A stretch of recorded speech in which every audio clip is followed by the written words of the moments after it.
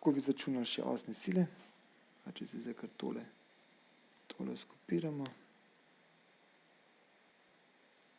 Tako.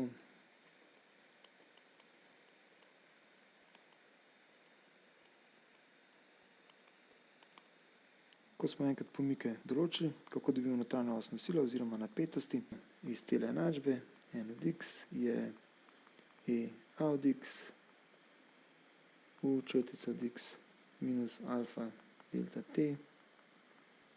Enačbo zdaj zapišemo za posamezne točke. Se pravi, osna sila v točki 1 je e a v točki 0 v 1 črtica minus alfa delta t v točki 0. Oziroma, ko bomo računali napetosti, pojmo kar na napetosti. Se pravi, napetost je samo sila s površino, pa bomo dobili napetost v točki 1 je e, ko delimo s površino, se ta pokrajša, je e krat v 1 črtica minus alfa delta t pri 0. V bistvu e krat deformacija.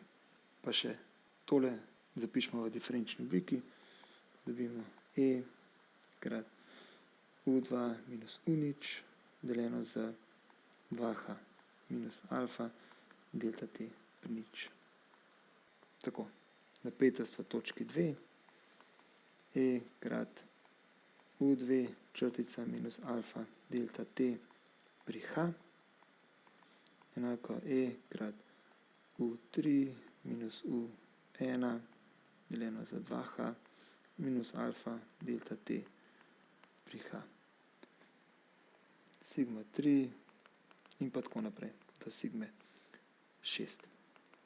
Tako, pa gremo še tole sprogramirati v matematiko in si zrisati.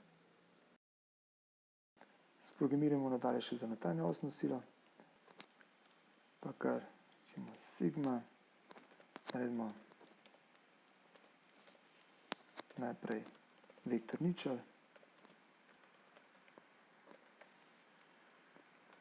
se pravi točk sigma bo ravno delitev plus 1, pa pojmo zdaj v for zanko, potem na vzorcu izračunati napetosti v posamezni točki. I od 1 je manjše ali enako delitev plus 1 i plus plus. Tudi bomo rabili trenuten x, pa rečemo kar xi, spet ko bo i1, hočemo da je x enako 0, pa bomo spet i minus 1 krat h, ko bomo sigma od i je e krat zdaj u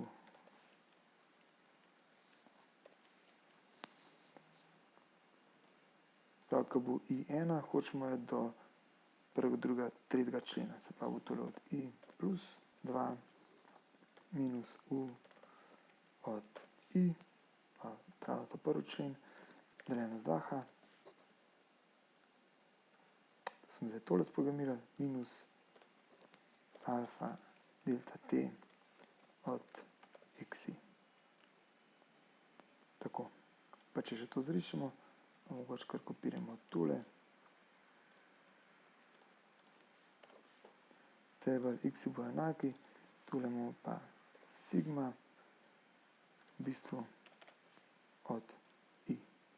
Sigma megapaskali. Tako je. Tudi tole še vedno vse deluje za poljubno število točk.